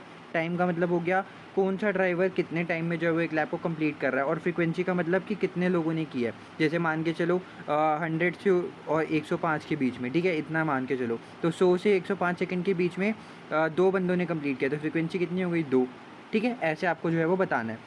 अब यहाँ पे देखो पहले आपको टाइम दे रखा है, टाइम का मतलब सेकंड्स में होगा, ऑब्वियस सी बात है, यहाँ पे सेकंड्स। ठीक है, सेकंड्स में होगा ये टाइम आपका। तो आपको बताना है 105 से ज़्यादा और 110 से कम। इसका मतलब बेसिकली क्या है कि आपका जो यहाँ पे 40 डाटा को देखो, ये जो पूरा आपको 40 ड्राइवर्स का डाटा दे रखा है, कौन सी वैल्यू जो है वो 105 से बड़ी है और 110 से जो है वो क्या है छोटी। ठीक है, आपको ये वाली वैल्यू बतानी है, बस आपको और कुछ भी नहीं करना है। ठीक है, तो बेसिकली हमें 105 से बड़ी और 110 से छोटी। और येस, मैं आपको कहना चाहूँगा कि इसमें इन्होंने कुछ भी मेंशन नहीं कर रखा है। तो अगर ऐसा क्वेश्चन आए तो आपको क्या करना है, ये जो यहाँ पे वाली वैल्यू है ना, देखो ये लेफ्ट साइड वाली जो भी वैल्यूज़ है, यानी कि लोअर वैल्यूज़ दोनों में से, जैसे यहाँ पे 105 और 110 में से लोअर कौन सी है 105, इधर 110 और 115 में से कौन सी लोअर वैल्यू है 110। ठीक है, तो इसमें आपको करना क्या है, जैसे कि जो भी लोअर वैल्यू है, जैसे यहाँ पे 105 है, तो अगर आप डाटा में देख रहे हो तो अगर 105 भी लिखा है तो वो ये वाले डाटा में इंक्लूड हो जाएगा। ठीक है, लेकिन अगर ये जो लार्जेस्ट साइड है, लार्जर साइड यानी कि ये वाली, जैसे यहाँ पे 105 और 110 में क्या है 110, और अगले में क्या है 110 और 115 में क्या है 115। ठीक है, जो लार्जेस्ट नंबर है आप उसको इंक्लूड नहीं करने वाले, यानी कि इसमें 110, अगर 105 और 110 के बीच में आपको यहाँ के डाटा में 110 लिखा हुआ मिलता है, तो आप वो 105 से और 110 के बीच में नहीं इंक्लूड करोगे, वो आप अगले वाले में इंक्लूड करोगे, यानी 110 से बड़ा और 115 इतना तक। ठीक है, आई होप आपको ये वाली चीज़ क्लियर होगी। इसमें आपको क्योंकि यहाँ पे बताना क्या है, देखो एक बात, पहली बात ये आप सोचो कि 40 ड्राइवर का आपको डाटा दे रखा है। 40 ड्राइवर डाटा किसके लिए दे रखा है कि एक लैब जब भी वो कंप्लीट करते हैं तो कितने सेकंड लेते हैं। तो एक खुद बात सोचो, 105 सेकंड से ज़्यादा जब भी कोई लेगा और 110 सेकंड से कम जो लेगा वो यहाँ पे आएगा, फिर 110 या 110 से ज़्यादा जो लेगा वो अगले में आएगा। ऐसे ही जो है वो हम कंटिन्यू करेंगे। आई होप आपको ये वाली चीज़ क्लियर होगी, क्योंकि इसी की वजह से जो है वो फ्रीक्वेंसी टेबल इधर उधर हो सकता है। तो ये बात आपको याद रखनी है, जो लोअर वैल्यू है वो आप इधर इंक्लूड करोगे, जो लार्जर वैल्यू है अगर वो इक्वल टू में आ जाती है, यानी 110 यहाँ पे सेम लिखा हुआ आ जाता है, तो वो हम इस वाले में नहीं अगले वाले में इंक्लूड करेंगे। ये बात आपको याद रखनी है, ठीक है। और इसी के साथ हम ये स्टार्ट करेंगे। हमें बताना क्या क्या है, देखो पहला जो है आपको दे रखा है, देखो सबके बीच में 5-5 का गैप है, 105 से 110, 110 से 115, तो यानी 5-5 नंबर की गैप के बीच में चलना है। तो 110 से बड़ा होना चाहिए और 115, यानी कि 110 से लेके 115 तक मेरे को नंबर ढूंढने हैं कि कितने नंबर्स आ रहे हैं बेसिकली ये वाले डाटा में। और यहाँ पे अगर 110 आता है तो मैं मान लूँगा, लेकिन अगर 115 आएगा तो वो मैं इधर काउंट नहीं करूँगा, जैसे मैंने आपको ऊपर बताया। तो 110 से ऊपर के डाटा पहले तो मैं ऐसे चलूँगा, ठीक है। जहाँ पे 110 से 115 के बीच में कुछ भी नहीं है, यहाँ पे भी नहीं है। ये देखो 113, 114, 111, 14, 12, ठीक है। ये 110 से लेके 115 के बीच में बात हो रही है। और यहाँ पर देखें तो 112, ठीक है। तो यहाँ पर जो है वो मेरे पास बेसिकली कितने नंबर्स आ गए, 1, 2, 3, 4, 5 और 6। इसके अलावा मेरे को 110 और 115 के बीच में कोई भी नंबर नहीं मिल रहा, तो यहाँ पे मैं फ्रीक्वेंसी कितनी लिख दूँगा, 6, ठीक है। इसके साथ अब देखो एक और हम ऐसे पार्ट कर लेते हैं, बाकी जो है वो हो जाएगा आराम से। डाटा ही अब सेम डाटा थोड़े आ सकता है। देखो अब यहाँ पे लिखा है 120 से बड़ा, लेकिन यहाँ पे आपको खाली जगह दे दी। सब में देखो कितने का गैप है, 5-5 का, तो यहाँ पे क्या हो जाएगा 125, यानी कि 120 से 125 के बीच में आपको डाटा ढूंढना है। और ढूंढना भी क्या है, इन्होंने ढूंढ के दे रखा है कि 7 जो है वो फ्रीक्वेंसी है उसकी, ठीक है। बाकी एक बारी और कर लेते हैं ताकि आपकी जो है वो थोड़ी सी जो है हम क्वेश्चन को समझ में आए कि कैसे कर रहे हैं। 125 से बड़ा होना चाहिए लेकिन 130 से छोटा होना चाहिए, ठीक है। इसको आप ऐसे रीड करोगे, यानी कि आपको बताना है कौन कौन सी बीच में है, 125 से लेके 130 के बीच में। यहाँ पे मैं लिखूँ 125 से लेकर 130 के बीच में आपको बताना है। अगर 125 कुछ आता है तो वो इसमें एक्सेप्ट करेंगे, लेकिन अगर 130 इक्वल आता है तो उसको एक्सेप्ट नहीं करेंगे। 125 से बड़ा देखो 126 है, 125 भी है, ठीक है। मैंने आपको बताया लोअर वाले को एक्सेप्ट कर लेंगे, 128 भी होता है, 127, 126, 127। एक काम करता हूँ, ये पहले वाले को मैं हटा देता हूँ ताकि कोई कन्फ्यूजन ना हो, ठीक है। और 125 से 30 के बीच में हमारे पास कौन से नंबर हैं, 125 से 30, 129। अब ये देखो ये 130 आ गया, ये आपको इंक्लूड नहीं करना, ठीक है। ये 130 इंक्लूड नहीं करना 125 से 130 में। वैसे ये नहीं है कि इसको इंक्लूड ही नहीं करोगे, इसको ये 130 से बड़ा और 135 तक इस वाले में इंक्लूड करना, ठीक है। ये मैं आपको स्टार्टिंग में बता दिया किसको कैसे इंक्लूड करना है, किसको नहीं करना, ठीक है। अब 125 से बड़ा यहाँ पे आपको क्या दिख रहा है, 128, 127 और 125 से बड़ा ये 127, ठीक है। तो बेसिकली मेरे पास देखते हैं कितने नंबर्स जो हैं वो आ चुके हैं, सब कुछ हो गया ना। 125 से बड़ा, 130 से छोटा, ठीक है। 1, 2, 3, 4, 5, 6, 7, 8, 9, 10। इसका मतलब फ्रीक्वेंसी कितनी हो गई, 10, ठीक है। बस आपको ऐसे ही जो है वो करना है। अब यहाँ पे देखो आपको क्या है 135 और यहाँ पे खाली जगह छोड़ के लो 140, ठीक है। कुछ भी नहीं है, आगे चलते हैं। आसान क्वेश्चन था, बस बेसिकली इन्होंने ना आपको बहुत ज़्यादा डाटा देके क्या कर रखा है, थोड़ा दिखा रखा है कि भैया बहुत ज़्यादा डाटा है तो तुमसे ना हो पाएगा, लेकिन हमें भी करके दिखाना है कि भैया हमसे ही हो पाएगा, हमारे अलावा और कौन करेगा, ठीक है। इसके बाद consider the 3 averaging methods, mean, median, mode जो है वो 3 एवरेजिंग मेथड्स होते हैं। आपको बताना है कि क्या जो है वो डिसएडवांटेज हैं किस मेथड के। Data has to be arranged in order of size which is time consuming. ये आप देखो इसका मतलब असेंडिंग डिसेंडिंग में जो है वो सिलेक्ट करना पड़ता है। हम क्वेश्चन करके आ रहे हैं, किसका था वो, मीडियन का। मीडियन के वक्त ही तो हमने असेंडिंग ऑर्डर में जो है अरेंज किया था, और वो ऑब्वियसली बात है टाइम कंज्यूमिंग लेता है कि हमें जो है असेंडिंग ऑर्डर में डाटा करो, फिर ये सब चीज़ें करो, है ना। तो ये इसका जो है वो डिसएडवांटेज हो गया। It may give undue weight और be influenced by extreme values. ये तो मैं आपको सीधा सीधा इसका अगर मैं एग्जांपल के रूप में बताऊं, ठीक है, तो इसका हम एग्जांपल करते हैं। मान के चलो मेरे पास अगर मैं एवरेज निकालना चाहूँ, मीन का मतलब एवरेज 1, 2, 3, 4, 5, ठीक है। 1 2 3 4 5 का मैं अगर एवरेज निकालना चलूँ तो मैं पहले सबको प्लस कर देता हूँ, ठीक है। आपको भी पता है हम ऊपर टोटल करते हैं, अपॉन में टोटल यहाँ पे कितने ऑब्जर्वेशन है, 5 ही हैं, ठीक है। तो 1 + 2 3, 3 + 3 6, 6 + 4 10, 10 + 5 15, यानी कि 15 अपॉन में 5। तो इसका मेरा मीन कितना आ गया, 3। लेकिन अगर मैं क्या कर दूँ, जैसे कि 1 2 3 4 5 सेम रहेगा, इसकी जगह मैं क्या करता हूँ, जैसे कि मैं यहाँ पे 1 की जगह लिख देता हूँ 10, ठीक है। यहाँ पे लिख देता हूँ 10, और बस मैं 10 को ही हटा रहा हूँ, ठीक है। और बाकी मैंने सब सेम रहने दिया। अब देखो अब मेरा आंसर में कैसे फ़र्क आएगा, 10 + 2 + 3 + 4 + 5 विच इज़ मेरा होता है 24। और अगर मैं 24 अपॉन में 5 करूँ तो वो मेरा आंसर आता है 4.8, ठीक है। इसका मतलब ये है कि कोई भी अगर आप वैल्यूज़ को अलग से देखो, अब ऑब्वियस ही बात है ना यार, कि जिसका वेट अलग होगा उसकी वैल्यूज़ जो है वो अलग से आने वाली हैं। तो इसका मतलब ये है कि एक्सट्रीम वैल्यूज़ से जो है वो इन्फ्लुएंस हो जाता है। अब मान के चलो मैं कुछ भी नंबर्स होते हैं, मेरे 1 की जगह मैंने 10 लिख दिया, तो इसका मतलब क्या है, मेरा एवरेज पूरा अलग जो है वो अलग से हो जाएगा, ठीक है। तो यहाँ पे बेसिकली आपको ये बात जो है वो बताना चाह रहे थे। अगर मैं आपको इसका एक और अच्छा एग्जांपल देना चाहूँ, ये देखो, जैसे कि एग्जांपल के लिए हम लोग ले रहे हैं, ठीक है। जैसे कि एक सैलरी के एग्जांपल लेते हैं, ठीक है। एक बंदा है, वो अपनी जो है वो जॉब वगैरह कर रहे हैं काफ़ी, मान के चलते हैं 5 वर्कर्स है, ठीक है। एक की सैलरी है 20,000, एक की सैलरी है 20,000, एक की है 25,000, एक की है 24,000, और एक की जो है वो हम कह देते हैं 21,000। लेकिन एक बंदे की सैलरी कितनी है, 2 लाख, ठीक है। अगर मैं इसका एवरेज निकालने जाऊँ तो क्या बनेगा, 2 lakh plus 20,000 plus 25,000 plus 24,000 plus 21,000 plus 21,000, ठीक है। तो ये मेरा बनता है 2,90,000, और टोटल कितने हैं ये 5, तो 2,90,000 अपॉन में 5 विच इज़ मेरा कितना होता है 58,000, ठीक है। इसका मतलब मेरा मीन कितना निकल रहा है 58,000, यानी कि एवरेज लगाएं तो हर बंदा 58,000 रुपीज़ कमा रहा है, ठीक है। ये मेरा जो है वो मीन का मतलब निकल रहा है। लेकिन यहाँ पे बंदे कितने हैं, 20,000 कमा रहे हैं, कोई 25, कोई 24, कोई 21। लेकिन एक इस 2 लाख वाले बंदे की वजह से मेरी पूरी एवरेज की ऐसी तैसी हो गई और 58,000 आ गई, यानी कि 58,000 आ गई। तो यही जो है वो मेन का जो है वो डिसएडवांटेज होता है कि इसमें जो है कोई भी एक वैल्यू अगर बढ़ा दे तो पूरा मीन जो है वो चेंज हो जाता है। आई होप आपको चीज़ क्लियर होगी। बाकी तो इसका आ गया मीन। लास्ट हमारा बचा है मोड, तो ये मोड ही होगा। बाकी पढ़ते हैं, data has to be arrange to ascertain which figure appears the most often. वही जैसे हमने मीडियन में करा था, इसको भी अरेंज करना पड़ेगा, फिर देखते हैं यार कि कौन सी वैल्यू सबसे ज़्यादा बार आ रही है, ठीक है। तो इसी के साथ हमारा ये जो है वो 121 वाला क्वेश्चन भी एक ख़त्म होता है। इसके बाद हम लोग क्वेश्चन नंबर 122 पे चलते हैं, ठीक है। इसमें पूछा है which of the following are not features of a normal distribution. Normal distribution अब आपको पता होना चाहिए इसके लिए। आप लोगों को पता होगा, अगर हम नॉर्मल डिस्ट्रीब्यूशन में थोड़ा सा रफ टाइप का ग्राफ बनाऊँ तो थोड़ा सा ऐसे सा जो है वो बन जाता है, ठीक है, बेल टाइप का। ये अगर इसको थोड़ा सा मैं अच्छे से बनाऊँ, यहाँ पर ऐसे जाता है, बेल टाइप का बनता है, फिर ऊपर जाता है, फिर ऐसे नीचे जाता है। ये पूरा देख रहे हो बेल टाइप का सीज बन जाता है, फिर बीच में ऐसे निकलते हैं। तो इस साइड जो होती है वो 0.5 होता है, यानी कि बीच में से मतलब एकदम डिवाइड कैसे कर सकते हैं, ये पॉजिटिव साइड हो गई, ये नेगेटिव साइड हो गई। इधर का 0.5 एरिया और इधर का क्या होता है 0.5 एरिया, टोटल जो हो गया वो 1 हो गया, ठीक है। टोटल होता है 1।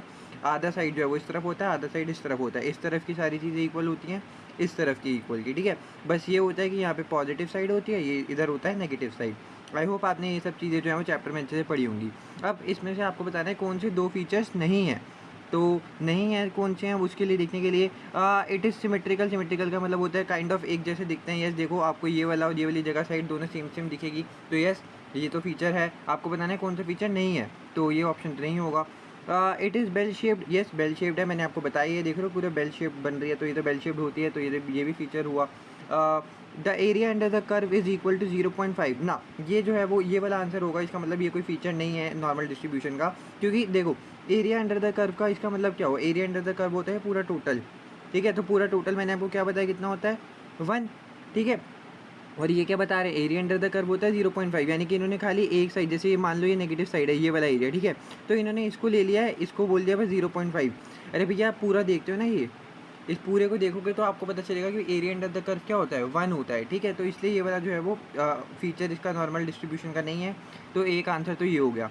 The mean is equal to the mode. Yes, ये तो होता है यार नॉर्मल डिस्ट्रीब्यूशन का। नॉर्मल डिस्ट्रीब्यूशन में क्या होता है, mean is equals to median is equals to mode, ये तीनों जो है वो आपस में इक्वल होते हैं। मीन मीडियन मोड जो होता है वो इसका एक ही निकलता है, क्योंकि ये एक तो पहली बात सारे सिमेट्रिकल होते हैं, और अगर सिमेट्रिकल होंगे तो जो मीन होगा वही मोड होगा, वही मीडियन होगा, ठीक है। तो ये फीचर होता है, यानी कि इसका मतलब सी और ई मेरे ऑप्शन सही होंगे। The mean is above the median, मैंने भी आपको बताया मीन और मीडियन जो है क्या होते हैं, इक्वल, तो कोई किसी से ज़्यादा नहीं हो सकता, इसलिए ई ऑप्शन भी सही हो गया इसका। यानी कि ये दोनों जो है वो फीचर नहीं है, बाकी सारे नॉर्मल डिस्ट्रीब्यूशन के फीचर्स होते हैं। आगे चलते हैं क्वेश्चन नंबर 123। इसमें क्या बोल रहा है आपको, if 3 possible outcomes of a decision are, एक सेकेंड में इसको थोड़ा सा ऊपर करते हैं, ठीक है। If 3 possible outcomes of a decision are profit of 10, 50, 80 with probability 0.3, 0.3, 0.4, तो आपको बताना है एक्सपेक्टेड प्रॉफिट क्या होगा। एक और again easy question, easy PG, ठीक है। इसमें क्या करेंगे हम लोग, एक काम करते हैं, 10, 50 और 80 का है, 10, 50 और 80, इनकी प्रोबेबिलिटी कितनी है, 0.3, 0.3 और 0.4, ठीक है। तो बस आपने क्या करना है, बस इन दोनों को मल्टीप्लाई करना है। मान लो ये एक्स है, ठीक है, तो पी एक्स निकालने के लिए क्या करोगे, दोनों को मल्टीप्लाई कर दो। 10 मल्टीप्लाई बाई 0.3 कितना होगा, 3, ठीक है, ये 3 होगा। और 50 मल्टीप्लाई बाई 0.3 कितना होगा, 15। और 80 मल्टीप्लाई बाई 0.4 कितना होगा, 32। अब इन सबको ऐड कर दो, कितना होगा, 32 प्लस 15 47, 47 प्लस 3 50, ठीक है। तो ये आ गया मेरा सिग्मा पी एक्स। सिग्मा का मतलब वही टोटल कर दिया, पी एक्स क्या है, ये पी है ये सारे, और ये एक्स है, इन दोनों को अगर मल्टीप्लाई करोगे तो ये सारी चीज़ें आ गई, टोटल करा 50। ये आपको बताना था, ऑप्शन डी सही हो गया, ठीक है। आगे चलते हैं क्वेश्चन नंबर 124। इसमें क्या कह रहा है, a local council is considering purchasing a snow plough which would cost 20,000 per annum, ठीक है। कोई स्नो प्लो खरीदने का सोच रहे हैं लोकल काउंसिल, जो 20,000 रुपये हर साल लगेंगे, और इसकी वजह से जो है वो सेव हो जाएगा। आउटसाइड कॉन्ट्रैक्टर कोई बाहर से काम वगैरह कराते होंगे, ठीक है, तो वो जो काम बाहर से कराते थे, अब अगर वो खुद ही मशीन खरीद लेंगे तो बाहर से काम उनको नहीं कराना पड़ेगा। लेकिन जो अमाउंट है वो डिपेंड करता है क्या सीवरिटी होगी विंटर वेदर की। मतलब देखो एक बात है, अगर मेरे को कोई, जैसे कि यहाँ पे स्नो हो रही है, मेरे को स्नो हटाने के लिए कोई मशीन चाहिए, तो वो डिपेंड करता है ना कितनी ज़्यादा स्नो होती है। ज़्यादा स्नो होगी तो फिर ज़्यादा जो है वो मशीन यूज़ होगी, कम स्नो होगी तो कम यूज़ होगी, ठीक है। तो उसके हिसाब से मेरे को देखना है। वेदर अगर सीवियर होगा, काफ़ी ज़्यादा स्नो हो जाती है, तो 40,000 की सेविंग होगी। एवरेज वेदर रहता है तो 20,000 की सेविंग होगी, और माइल्ड रहता है, मतलब कम रहता है, इतना ज़्यादा जो है बर्फ़ नहीं पड़ती, तो 10,000 की सेविंग होगी। और ये सारी जो है वो प्रोबेबिलिटीज़ हैं। तो आपको क्या बताना है, based on above figures what is the cost और सेविंग, क्या मेरी कॉस्ट लगेगी या क्या मेरी सेविंग होगी इस काउंसिल से अगर हम ये प्लव खरीदते हैं खुद। पहले एक काम, जैसे ये मान लो स्नो वनो को हटाने के लिए मैं बाहर से काम कराता था, लेकिन अब इसके लिए मैंने जो है वो अपनी खुद की मशीन खरीद ली, तो अब वो खरीदी है, तो उससे मेरे को देखना है क्या कि मेरे को फ़ायदा हो रहा है या नुकसान हो रहा है। इसके लिए वही जैसे हमने ऊपर किया था, एक्सपेक्टेड वैल्यू निकालनी थी, यहाँ पे भी वही करना होगा। देखो इन दोनों को मल्टीप्लाई कर दो, 40,000 मल्टीप्लाई बाय 0.2 ये होता है 8,000, ठीक है, 8,000। और 20,000 मल्टीप्लाई बाय 0.5 कितना होता है, 20,000 मल्टीप्लाई बाय 0.5 ये तो 10,000 होता है, ठीक है। ये 10K, ये 8K, और 10,000 2.3 ये होता है 3K, ठीक है। तो और थोड़ी सी गाइस राइटिंग का देख लेना कि ये ना पेन एक्चुअली में चल नहीं रहा है, तो थोड़ा जितना चल रहा है उतना ही एडजस्ट कर लो प्लीज़, ठीक है। तो 8,000, 10,000, 3,000, 18 प्लस 3 21, टोटल कितने आ गए, 21,000। सबको मैंने टोटल कर दिया, जैसे मैंने सिग्मा किया था यहाँ पे टोटल कर दिया, तो मेरा आंसर आ गया 21,000। और ये हमें बताना है कॉस्ट या फिर सेविंग है, तो ऑब्वियस ही बात है यार, मेरी क्या हो रही है, देखो 20,000 की मेरी क्या लगी थी कॉस्ट, ठीक है, मैंने एक मशीन खरीदी 20,000 की। अब मेरी ये कितनी हो रही है सेविंग, यहाँ पे सेविंग की वैल्यू दे रखी है ना, तो सेविंग कितने की हो रही है, 21,000 की। यानी कि मैंने एक मशीन खरीदी 20,000 की, और उससे मैंने कितना बचा लिया, 21,000। तो इसका मतलब मेरे पास टोटल नेट सेविंग कितनी हुई, 21,000 में से अगर आप 20,000 माइनस करोगे तो कितना बचा, 1,000। इसका मतलब मेरे को ये जो है वो स्नो प्लव ख़रीद लेना चाहिए, क्योंकि इससे क्या होगा, मेरी 1,000 की बचत हो जाएगी, ठीक है। तो यहाँ पे क्या लिख दूँगा, 1,000 की सेविंग। ओके, आई होप आपको ये वाली चीज़ जो है वो क्लियर होगी। इसके बाद आगे चलते हैं क्वेश्चन नंबर 125। इसमें क्या कह रहा है, a new product is expected to generate the following profits और लॉसेस, ठीक है। अगर उसकी डिमांड काफ़ी ज़्यादा होगी तो 100,000 का प्रॉफिट, अगर डिमांड मीडियम रहती है तो 50,000 का, और अगर बहुत ही कम डिमांड रहती है तो 20,000 का लॉस होगा। प्रोबेबिलिटीज़ दी हुई हैं, अगेन कुछ भी नहीं करना, दोनों को मल्टीप्लाई कर दो। 100,000 मल्टीप्लाई बाय 0.1 विच इज़ आपका होता है 10,000, ठीक है। और 50,000 मल्टीप्लाई बाय 0.5 ये होता है आपका 25,000, ठीक है। और 20,000 का लॉस होगा, और 0.4 की प्रोबेबिलिटी है, तो ये क्या होगा इतना, 8,000, ठीक है। और ये माइनस में आएगा क्योंकि ये क्या है मेरा लॉस, ठीक है। ये बात आपको याद रखनी है, ये दोनों प्रॉफिट थे तो ये प्लस में था, और ये माइनस में आएगा क्योंकि ये क्या है हमारा लॉस। अब 10 प्लस 25 कितना होता है, 35, और 35 में से 8 को अगर मैं माइनस करूँगा तो कितना बचा, 27,000। तो आपको बताना है प्रॉफिट या लॉस कितना होगा। देखो 27,000 तो आ रहा है मेरा, प्लस में है, तो इसका मतलब क्या होगा, प्रॉफिट 27,000 प्रॉफिट। ठीक है, आई होप आपको ये वाली चीज़ जो होगी क्लियर हो जाएगी। क्वेश्चन नंबर 126 और 127 जो है वो सेम इसी में से डाटा में से आएंगे।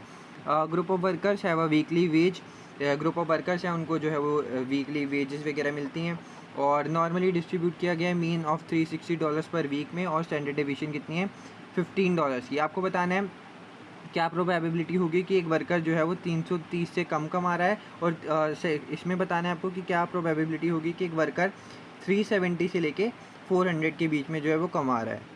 ओके, सो इसको हम सॉल्व करते हैं, और मैंने जो है वो यहाँ पर देखो आप ये स्टैंडर्ड नॉर्मल डिस्ट्रीब्यूशन टेबल भी खोल लिया है, तो ताकि जो है वो पता चलता रहे कि हम लोगों को सॉल्व कैसे करना है। इस क्वेश्चन को सॉल्व करने के लिए पहली बात आपको एक फार्मूला पता होना चाहिए। जेड निकालते हैं, देखो एक सेकेंड, यहाँ पे हम लोगों को z निकालना है। ठीक है, z इक्वल टू, देखो यहाँ पे आपको प्रोबेबिलिटी निकालनी है। ठीक है, क्या प्रोबेबिलिटी निकालनी है कि एक वर्कर जो है वो 330 से कम कमा रहा हो। आपको मीन दे रखा है 360 और स्टैंडर्ड डेविएशन आपको दे रखा है 15। अगर आपको फार्मूले की तरह देखो तो यहाँ पे होता है x माइनस मीन। मीन को हम ऐसे लिखते हैं म्यू करके, इसको वैसे म्यू बोलते हैं। ठीक है, म्यू, बाकी इसको मीन को ऐसे लिखते हैं, अपॉन में होता है स्टैंडर्ड डेविएशन, हल्का सा ऐसे बना देते हैं, तो ये बन गया हमारा स्टैंडर्ड डेविएशन। ठीक है, आपको देखो क्या क्या चीज़ें दे रखा है, मीन आपको दे रखा है, स्टैंडर्ड डेविएशन आपको दे रखा है, एक्स जो है वो आपको लोगों को एक्स भी दे रखा है। देखो एक्स क्या है आपका, 330 से कम कमा रहा है। ठीक है, तो एक्स क्या हो गया मेरा 330, साथ में मीन कितना था हमारा 360, अपॉन में स्टैंडर्ड डेविएशन, स्टैंडर्ड डेविएशन कितना है हमारा 15। ठीक है, तो अपॉन में कर दिया 15। अब मेरा आंसर देखो क्या आ रहा है, 330 माइनस 360 अपॉन में 15 विच इज़ मेरा होता है -2। ठीक है, तो z मेरा आ गया -2।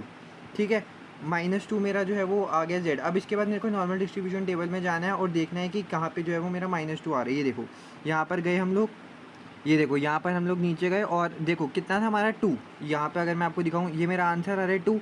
2 के आगे अगर मैं 0.0 लगा दूँ तो ये भी 2 ही बनता है। ठीक है, तो आपको देखना है 2 कहाँ पे आ रहा है। ये देखो यहाँ पे आ रहा है 2.0, देख रहे हो 2.0, और इसके बाद मेरा कोई पॉइंट में तो था नहीं, तो आंसर मेरा 2 ही है। तो यहाँ ये वाली जगह मैं चेक करूँगा। ठीक है, तो 2 में मेरा 2.0 यानी कि मेरा आंसर आ रहा है 0.4772। ठीक है, 0.4772 जो है वो मेरा आंसर यहाँ पे दिखा रहा है। तो ये जो है हमारा आ गया 0.4772। ठीक है, यहाँ पे मैं लिख लेता हूँ इसको नीचे करके 0.4772। ठीक है, और अब आपको ये बात याद रखनी है कि हमारा आंसर क्या आ रहा था, माइनस में -2 है ना। तो -2 का मतलब क्या हो गया, अगर कभी भी देखो आपका आंसर माइनस में आ रहा है तो आपको क्या करना पड़ेगा, 0.5 में से माइनस कर देना जो भी आपका आंसर आ रहा है। वापस से सुनो क्या कह रहा हूँ, z आपका आया -2। ठीक है, पहले आप जो है वो 2 पे जाओ, स्टैंडर्ड नॉर्मल टेबल पे। ये आपका नॉर्मल टेबल है, ठीक है, स्टैंडर्ड टेबल है। तो इसमें आपको क्या करना है, 2 पे ढूंढना है। 2 पे आपने देख लिया 0.4772 आ रहा है, लेकिन आपको 2 थोड़े चाहिए था, आपको तो -2 चाहिए था। अब -2 के लिए आपको क्या करना पड़ेगा, जो भी आपका आंसर आ रहा है, जैसे ये आ रहा था, इसको 0.5 में से माइनस कर दो। अगर इसको 0.5 में से माइनस करेंगे 0.5 माइनस 0.4772, तो मेरा आंसर आ रहा है 0.0228।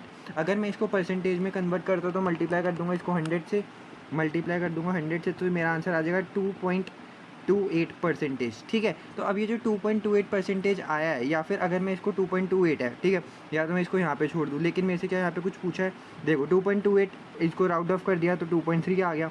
ठीक है, बेसिकली इन्होंने क्या किया, यहाँ पर जो मेरा 2.28 आया है, इन्होंने इसको राउंड ऑफ करके कर दिया 2.3%, और कुछ भी नहीं किया है। ठीक है, तो यही ऐसी जो है हमने इसके आंसर निकालने हैं। वापस से देख लो क्या करें, क्योंकि काफ़ी थोड़ी बहुत दिक्कत आती है कुछ लोगों को इसमें, तो बस इसमें कुछ भी नहीं है। फॉर्मूले में आंसर डालो, -2 आ रहा था, और स्टैंडर्ड टेबल में हमारे पास यहाँ पे प्लस में चीज़ें हैं, तो माइनस के लिए क्या करा, पहले प्लस में जो भी वैल्यू है वो ले लो, उसके बाद उसको 0.5 में से माइनस कर दो। ठीक है, ये बात क्यों होती है, मैंने आपको बताया था, जब हम ऐसे ग्राफ बनाते हैं ये चीज़ बन जाती है, फिर यहाँ पे मीन बन जाता है। ठीक है, तो प्लस वाली साइड इधर आती है, माइनस वाली साइड इधर आती है, तो हमें जो है वो वापस से दूसरी तरफ माइनस की तरफ जाने के लिए हमें 0.5 में से क्या करना पड़ता है, माइनस करना पड़ता है। ठीक है, आई होप आपको ये वाली चीज़ क्लियर हो गई, 2.28% कैसे आया ये भी पता चल गया होगा। अगले पे चलते हैं। अब देखो ये वाला क्वेश्चन, मतलब 127 वाला थोड़ा बिल्कुल ऊपर की तरह ही है, बस हल्का फुल्का सा जो है फ़र्क है। आपको बताना है कौन सा ऐसे प्रोबेबिलिटी बतानी है जो वर्कर रन कर रहे हैं 370 और 400 के बीच में, 370 और 400 के बीच में। अभी यहाँ पे हमें बताना था बस 330 से कम कौन कमा रहा है। ठीक है, अब बताना है 370 और 400 के बीच में कौन कमा रहा है। इसके लिए अगेन इसमें ना आपको दो चीज़ें करनी पड़ेंगी। पहले एक काम करो, एक काम करते हैं, पहले हम दिखाते हैं 400 तक कौन कमा रहा है। फिर देखो, एक खुद सोचने वाली बात है, पहले हम इतना निकालेंगे कि 400 वर्कर कितना, 400 तक कौन कमा रहा है, फिर निकालेंगे 370 तक कौन कमा रहा है।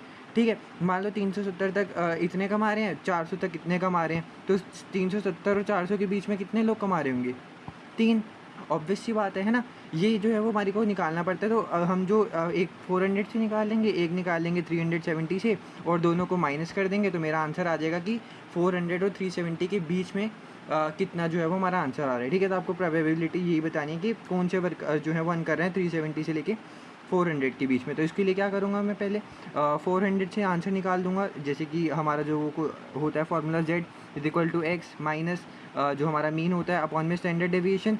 ठीक है, x जो है वो आपको लोगों को पता है। अब पहले मैं 400 से निकाल लेता हूँ। ठीक है, तो 400 माइनस मीन कितना था मेरा 360, ये मीन तो हमारा ये रहेगा। ठीक है, मीन 360 अपॉन में स्टैंडर्ड डेविएशन 15, तो 40 अपॉन में 15।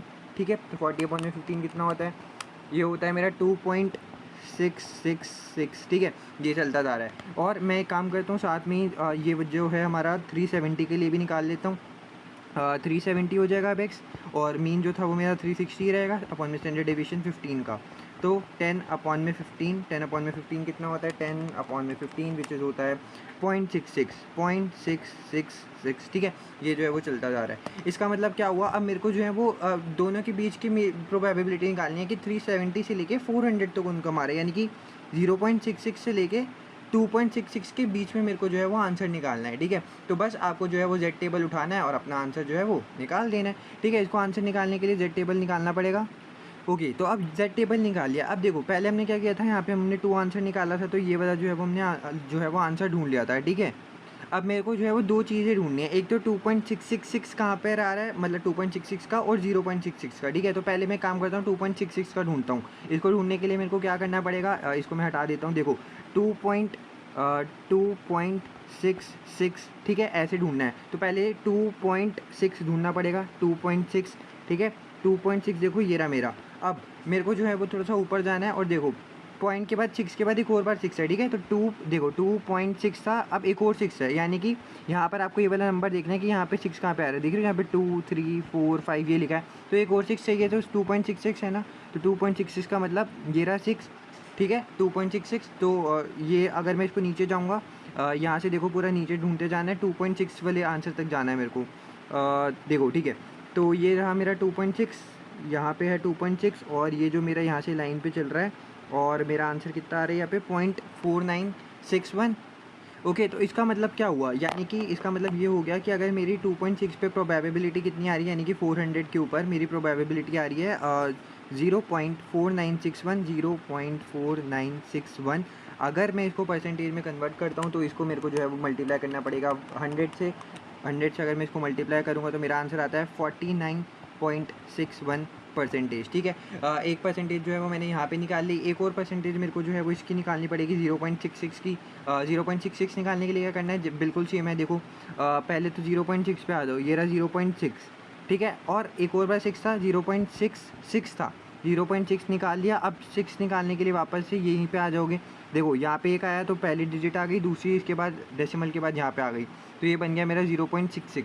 अब 0.66 के लिए देखो आपको क्या करना है, यहाँ पर आपको ये मिल जाएगी 0.6, यहाँ से जा रहा है, ये जा रहा है 0.6, और यहाँ पे जो है वो आपका ये आ जाएगा 0.2454। ठीक है, 0.2454 आ जाएगा, यानी कि आप इसको लिख सकते हो यहाँ पे 370 को 0.2454। ठीक है, अगर इसको परसेंटेज में करेंगे तो वही अगेन मल्टीप्लाई कर दोगे आप इसको 100 से, तो ये आपका बन जाएगा 24.54%। ठीक है, बस आपने जो है वो सारी चीज़ें कर ली हैं। अब इसको सॉल्व कैसे करेंगे, सॉल्व करने के लिए ये जो परसेंटेज है और ये वाली जो परसेंटेज है, दोनों को माइनस कर देंगे।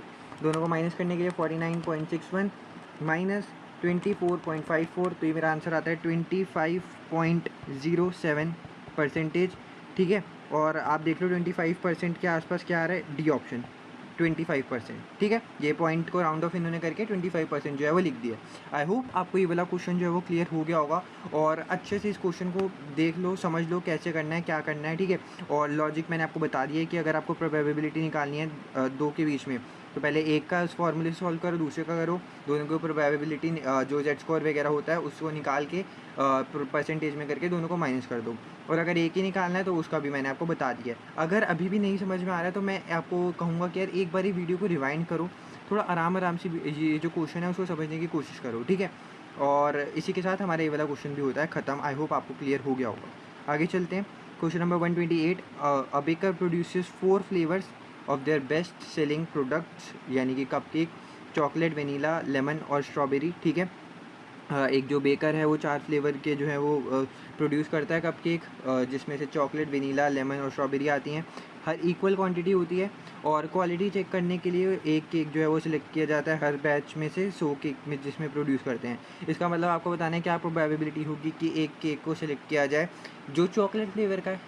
ये क्या है, ये तो इतना ईजी क्वेश्चन दे दिया। इसको मैं समझाने के लिए आपको थोड़ा प्लेन शीट पे आते हैं, ठीक है। अब यहाँ पे आप समझने की कोशिश करो, ठीक है। मान के चलो ये मेरा पूरा एक बैच है, ठीक है। ये पूरा सर्कल है, ये मेरा पूरा बैच है और ये पूरा बैच में टोटल कितने यूनिट्स हैं, 100, ठीक है। ऐसा मैं नहीं कह रहा हूँ, ऐसा यहाँ पे होता ही है। देखो यहाँ पे लिखा हुआ है, ये रहा। हर बैच में क्या है, 100 केक जो है प्रोड्यूस करे जाते हैं। और एक और चीज़ यहाँ पे आपको दी गई है कि जो सारी बैच हैं वो इक्वल क्वान्टिटीज़ में करे जाते हैं, देख रहे हो, इक्वल क्वांटिटीज़ में, ठीक है। और 4 फ्लेवर हैं। एक बात बताओ, अगर टोटल मेरे पास 100 है, ठीक है, और मेरे पास 4 फ्लेवर्स हैं, तो यानी कि एक बैच में एक फ्लेवर कितना बनेगा। अगर टोटल 100 हैं और सारे इक्वल में बनाते हैं तो एक कितने का बनेगा, 100/4 कर दूंगा मैं इसको, ठीक है। क्योंकि सारे जो है वो इक्वल क्वांटिटी में, तो 100/4 कर दिए तो क्या आया, 25। इसका मतलब 25 जो है वो मैं चॉकलेट फ्लेवर बनाऊँगा, 25 वेनीला, 25 लेमन और 25 स्ट्रॉबेरी, ठीक है। तो ये तो मेरे को पता चल गया, चॉकलेट, वेनीला, स्ट्रॉबेरी और क्या था, चॉकलेट, वेनीला, स्ट्रॉबेरी और लेमन, ठीक है। सबकी क्वांटिटी कितनी होगी, 25 25 25, टोटल है 100। इसमें से जो है 4 फ्लेवर जो है मैं बनाता हूँ सारे इक्वल क्वांटिटी में, तो इसका मतलब चॉकलेट, वेनीला, स्ट्रॉबेरी और लेमन। अब इसमें से आपको बताना है क्या प्रोबेबिलिटी है कि चॉकलेट केक को सिलेक्ट किया जाए। प्रोबेबिलिटी निकालने के लिए क्या करते हैं, उसका जो आउटकम होता है अपॉन में टोटल, ठीक है। अब चॉकलेट वाला है, इसमें से कितने आ सकते हैं, ये भी 25 है, ये भी 25 है, ये भी 25 है और ये भी 25 है। चॉकलेट का बताना है, चॉकलेट कितने हैं, 25। तो पहले तो मैं न्यूमरेटर में जो है वो 25 लिख दूंगा, 25 अपॉन में टोटल कितना है बताया हुआ है भाई, 100, ठीक है। तो 25 अपॉन में 100, इसको सॉल्व करो 1/4, अगर इसको लिखेंगे तो 0.25, यानी कि मेरी प्रोबेबिलिटी कितनी आ गई, 0.25। अगर आप इसको परसेंटेज में करना चाहोगे तो मल्टीप्लाई कर दो 100 से, तो आपका आंसर आ जाएगा 25%, ईजी। और आपको बताना है किस में परसेंटेज में बताना है, तो यहाँ पे लिख दो 25